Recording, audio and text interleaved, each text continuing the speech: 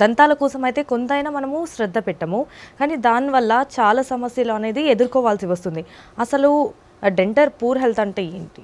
Right అండి. అంటే చాలామందికి ఏంటంటే ఇప్పటికీ ఈ దంతాలంటే జస్ట్ దంతాలకు మాత్రమే లేదంటే చిగుర్లకు మాత్రమే ఉంటుంది.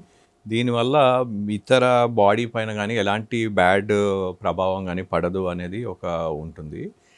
మోస్ట్ ఇంపార్టెంట్ మనం తెలుసుకోవాల్సింది ఏంటంటే మనకి దంతాలు, చిగుర్లు మనకి మనకి డిసీజ్ వచ్చినా గానీ కూడా ఇవి ఓన్లీ దంతాలకు గానీ మన నోటికి గానీ సీమితం కాదు. So it can go to other parts of the body.